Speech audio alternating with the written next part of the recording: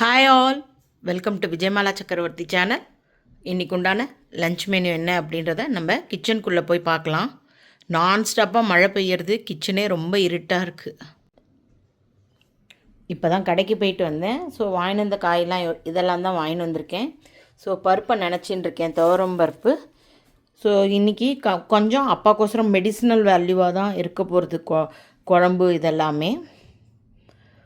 இந்த அவரைக்காய்லாம் வாங்கி ரொம்ப நாள் ஆச்சு. இந்த பட்டை அவரைக்காய் நாங்கள் சேலத்துலேருந்து வரைச்ச இந்த பேசஞ்சர் ட்ரெயினில் கிராமத்தில் கொண்டு வந்து கவரில் போட்டு கொடுப்பா. அந்த அவரைக்காய் இன்றைக்கி கிடச்சிது, அதனால் வாங்கிட்டு வந்திருக்கேன். ஸோ இதெல்லாம் வச்சு என்ன பண்ண போகிறேன்றதை பார்க்கலாம் வாங்க. காமிக்கிறேன் பாருங்க. இருலோகமாக இருக்குது.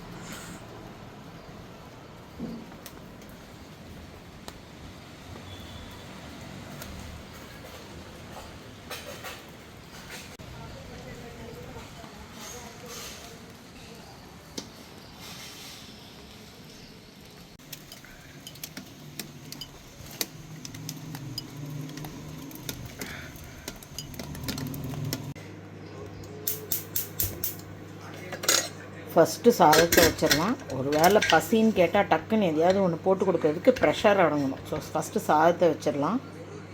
அதே போல் அவரைக்காயை நான் கட் பண்ணின்ட்டேன். ஃபஸ்ட் கிளாஸ் அவரைக்காய் ரொம்ப எலசாக இருந்தது. எப்பயுமே வாங்கின்னு அன்றைக்கே நீங்கள் பண்ணல அப்படின்னாக்கா அதோட எலசு தன்மை அப்படியே இருக்கும். ஃப்ரிட்ஜில் வச்சுட்டா ஒரு முடமுடப்பு வந்துடுறது. ஸோ இதில் கொஞ்சம் ஜலம் குத்தின்னு இருக்கேன். மைக்ரோவேவில் வச்சு ஒரு 5 to 7 minutes குக் பண்ணாக்கா ஓரளவுக்கு இது வெந்துடும். அதுக்கப்புறமா தாளித்து தேங்காய் போட்டு இறக்கிக்கலாம்.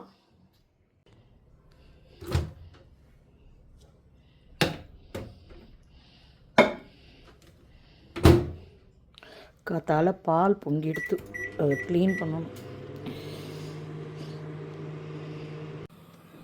மைக்ரோவேவ்லேருந்து நான் அவரைக்காயை ஒரு ஹாஃப் குக் பண்ணி எடுத்துட்டேன். இதை இப்போ நம்ம தாளிச்சிக்கலாம். ஸோ வானலியில் எண்ணெயை குத்தின்ட்டுருக்கேன், அடுப்பை பற்ற வச்சுட்டுருக்கேன். பக்கத்தில் சாதம் ரெடி ஆகிட்டுருக்கு. எண்ணெய் சுட்ட கையோடு நம்ம கடுகு, உளுத்தம்பருப்பு, கடலப்பருப்பை தாளிச்சிக்கலாம். பொரியட்டும்.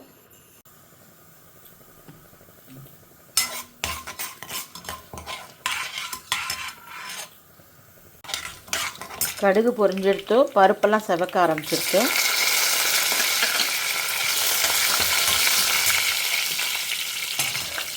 இந்த பியாடிகை சில்லி கொஞ்சம் நிறையா போட்டுட்டேன்னா மோருக்கு தொட்டுக்கச்சா அந்த பொரிச்ச மிளகா ரொம்ப டேஸ்டியாக இருக்கும். காரமே இருக்காது, அதுக்குன்னு ஒரு ஃப்ளேவர் உண்டு, நல்ல டேஸ்டியாக இருக்கும்.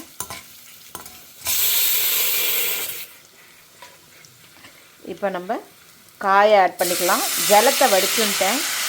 எப்பயுமே நீங்கள் இந்த மைக்ரோவேவில் வேக வச்சு எடுத்துக்கிறச்சே உங்களுக்கு ரொம்ப டைம் சேவ் ஆகும். கரெக்டான கன்சிஸ்டன்சியில் ரொம்ப குழைய விடாமல் அழகாக பார்த்து அதை எடுத்துக்கலாம்.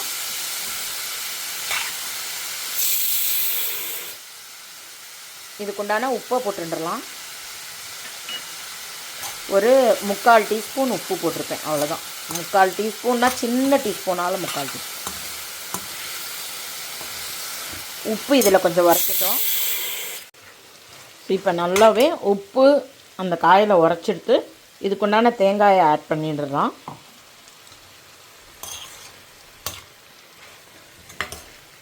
தேங்காய் துருவல் ஆட் பண்ணி ரொம்ப நேரம் வதக்க வேண்டாம்.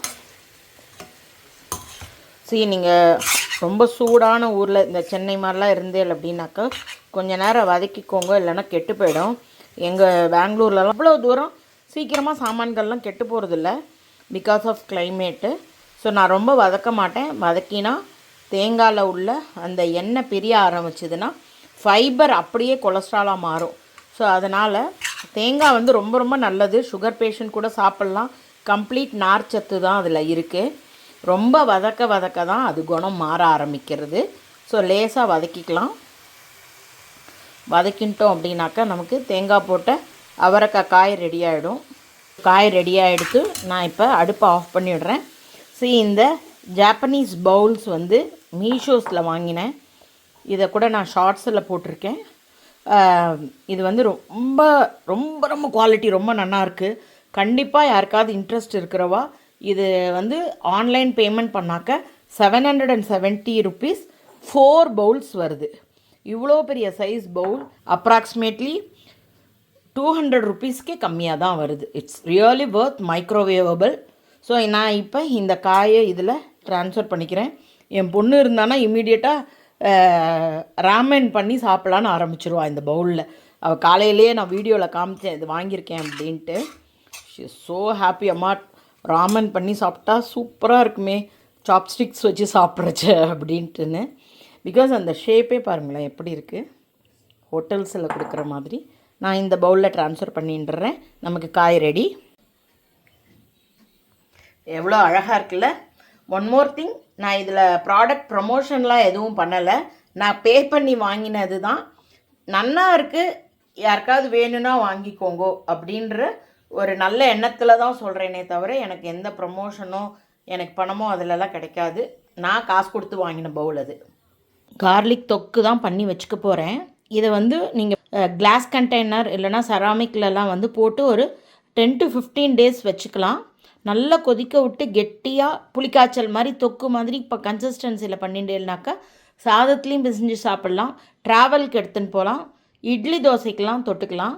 ஸோ நான் கண்டபடி இந்த சம்டைம்ஸ் அப்பாவுக்கு காத்தாலலாம் 5 மணிக்கு பசிக்கிறது அந்த மாதிரிலாம் சொல்லச்சா எனக்கு டக்குன்னு ஒரு இட்லியோ தோசையோ வாத்து கொடுத்தாக்கா பூண்டு போட்டு பண்ணி கொடுத்தா கொஞ்சம் அவருக்கு ஸ்டமக்கு இதமாக இருக்கும். அதுக்கோசரம் ஒரு மெடிசினல் வேல்யூவாக தான் இதை பண்ணுறேன் நான். இப்போ நான் வந்து பெரிய வெங்காயம் 2 எடுத்துட்டுருக்கேன். அதே போல் நாட்டு தக்காளி 2 எடுத்துட்டுருக்கேன். 3/4 டீஸ்பூன் கடுகு, 1/2 டீஸ்பூன் வெந்தயம் எடுத்துட்டுருக்கேன். அதுக்கப்புறமா 1/2 டீஸ்பூன் சோம்பு, 1/2 டீஸ்பூன் ஜீரகம், 1/4 டீஸ்பூன் பெப்பர், நல்லா 1 டீஸ்பூன் கசகசா எடுத்துட்டுருக்கேன்.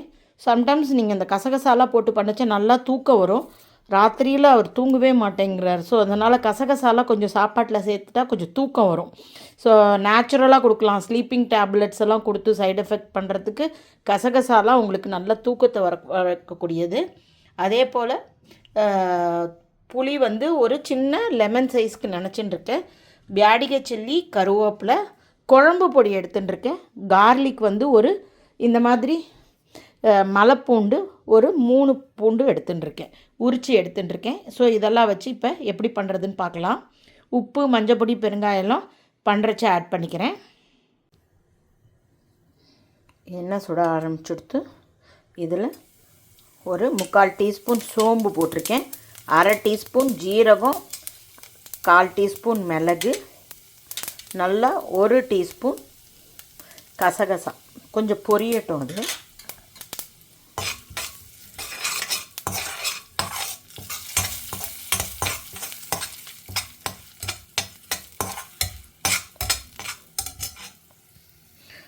ஜீரகம் வந்து நல்லா பட்டப்பட்டான்னு வரட்டும். நம்ம அப்போ மிளகா, கருவேப்பிலை இதெல்லாம் போட்டுக்கலாம். ஸோ பொரிய ஆரம்பிச்சுட்டு வாசனை வருது, ஜீரகம் பொரியறது. ஸோ நான் இப்போ வந்து வெறும் காஷ்மீரி சில்லி மட்டும் இதோட ஆட் பண்ணியிருக்கேன் கலருக்கோசரம். இதோட நம்ம குழம்பு பொடியை ஆட் பண்ணுவோம். ஸோ தட் அதில் கொஞ்சம் காரம் இருக்கும். இது ஜஸ்ட் கலர் அண்ட் வாசனைக்கு தான்.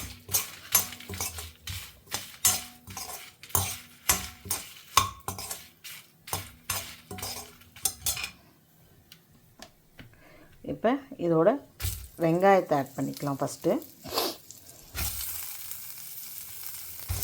நான் கொஞ்சமாக தான் எண்ணெய் குத்திருக்கேன். குழம்பு பண்ணுறச்ச கொஞ்சம் எண்ணெய் கூட விட்டுக்கலாம். இது வச்சு சாப்பிட்ற ஐட்டம் கொஞ்சம் எண்ணெய் ஜாஸ்தி இருந்தால் கெட்டு போகாமல் இருக்கும்.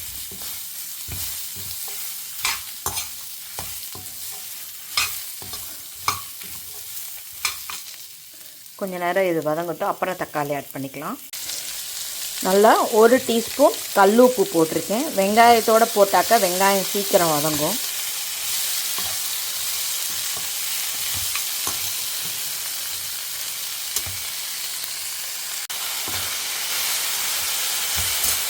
இப்போ ஒரு அரை பதம் வதங்கியிருக்கு. நம்ம இப்போ தக்காளி ஆட் பண்ணிக்கலாம். ஜஸ்ட்டு ஒரு 4-5 பல்லு பூண்டு மட்டும்தான் ஆட் பண்ணியிருக்கேன் இதோட. இதெல்லாமே நம்ம நல்லா வதக்கிட்டு சுருளை வதக்கணும். வதக்கிட்டு அதுக்கப்புறமா அரைச்சி பேஸ்டாட்டம் எடுத்துப்போம். ஸோ அதுக்கு கொஞ்சம் பூண்டு போட்டிருக்கேன். மிச்ச பூண்டெல்லாம் வந்து நம்ம குழம்புல அப்படியே இந்த தொக்கில் வந்து அப்படியே ஆட் பண்ணிக்க வேண்டியதான். வதக்கிட்டு கொஞ்ச நேரம் இதை மூடி வைக்கலாம். ஸோ தட் சீக்கிரமாக வதங்கும். காய், தக்காளி, வெங்காயம் எல்லாமே நல்லா வதங்கிடுத்து. இதை நம்ம மிக்ஸி ஜாருக்கு ட்ரான்ஸ்ஃபர் பண்ணிவிட்டு ஆற வச்சுக்கலாம். கூடவே இதே வானலியிலே நம்ம தொக்கு ரெடி பண்ணிக்கலாம். கொஜ்ஜு ஆர் தொக்கு மிக்சியில் ட்ரான்ஸ்ஃபர் பண்ணிட்டேன். இது நல்லா ஆறுனதுக்கப்புறமா விழுதாக அரைச்சி எடுத்துக்கலாம். பார்த்திங்கன்னா நல்லா அதை விழுதாக அரைச்சுன்ட்டேன். இன்னும் கூட கொஞ்சம் சூடு இருந்திருக்கு. நல்ல காலம் ஓப்பன் ஆகலை, அரைச்சண்டாச்சு. இப்போ காய் வதக்கினா அதே வானொலி எடுத்துட்டேன். அலம்பிக்கலாம் இல்லை, அதில் கொஞ்சம் நல்லெண்ணெய் குத்திருக்கேன். எண்ணெய் கொஞ்சம் சுடட்டும். இப்போ 1 டீஸ்பூன் கடுகு போட்டிருக்கேன். 1/2 டீஸ்பூன் வெந்தயம் போட்டிருக்கேன். சும்மா வாசனைக்கு ஒரு 4 கருவேப்பிலை,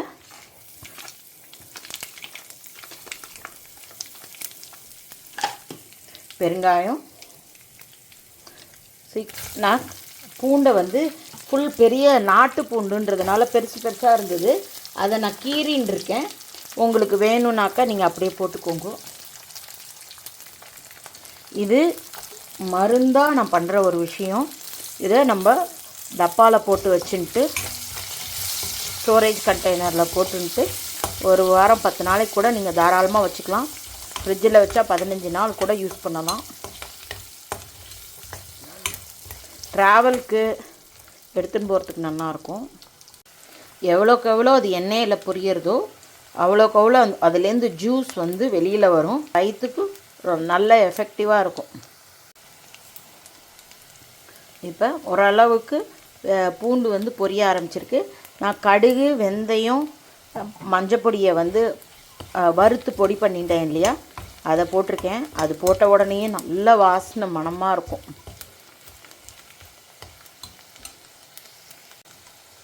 இப்போ குழம்பு பொடி காரத்துக்கு தகுந்தாப்பில் நீங்கள் போட்டுக்கோங்க. இப்போ புளி வந்து கரைச்சதை நான் மிக்சியில் குத்தின்ட்டுருக்கேன். அதில் நான் வந்து வெந்தயம், கடுகு, மஞ்சள் பொடியை வச்சு வறுத்து பொடி பண்ணினேன் இல்லையா, ஸோ அதெல்லாமும் வேஸ்ட் ஆக வேண்டாம். நல்லா மிக்சியை புளி ஜலத்தில் குத்தி அலசி அப்படியே அதில் குத்தின்ட்டேன். இது நல்லா கொதிக்கட்டும். இது நல்லா கொஞ்சம் கொஞ்சமாக எண்ணெய் பிரிய ஆரம்பிக்கிறது. இந்த ஸ்டேஜில் நம்ம அரைச்சி வச்சு இந்த விழுதை ஆட் பண்ணிக்கலாம்.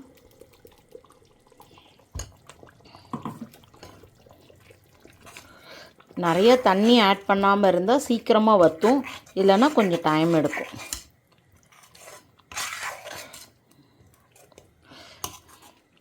சரி, ரொம்ப வச்சு சாப்பிட வேண்டாம், குழம்பு மாதிரி சாப்பிட்லான்னா இது அப்படியே இந்த ஸ்டேஜ்லேயும் நீங்கள் வந்து குழம்பு மாதிரி கொஞ்சம் நீர்க்க பண்ணி தொட்டு சாப்பிடலாம், பிசைஞ்சு சாப்பிடலாம். இல்லை ஸ்டோர் பண்ணி வச்சு சாப்பிட்ணுன்னா இதை கொஞ்சம் வற்ற விடணும் நன்னாவே.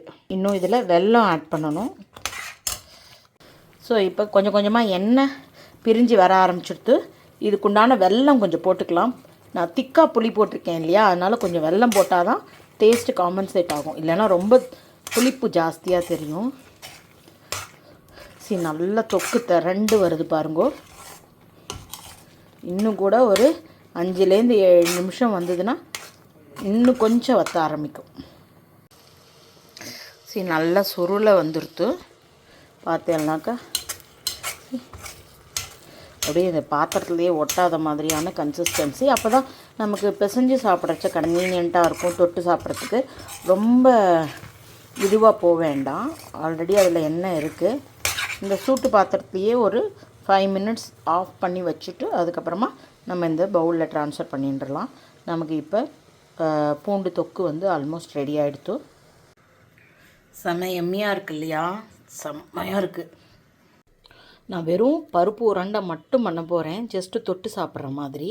அதுக்கு வத்த மிளகா வந்து ஒரு 7-8 போட்டிருக்கேன் காரத்துக்கு. ஊற வச்ச துவரம்பருப்பு 2 மணி நேரம் போல் ஊற வச்சுருந்துருக்கேன். அதுக்குண்டான உப்பு போட்டுருக்கேன். கொஞ்சம் பெருங்காயம் போட்டுக்கணும்.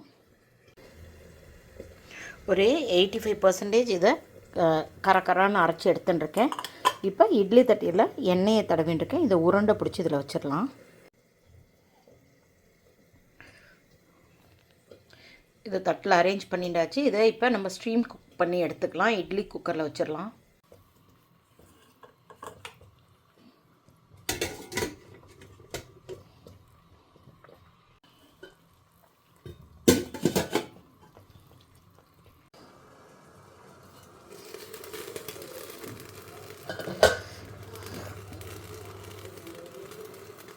இன்னும் ஒரு 2 மினிட்ஸ் இருக்கட்டும்.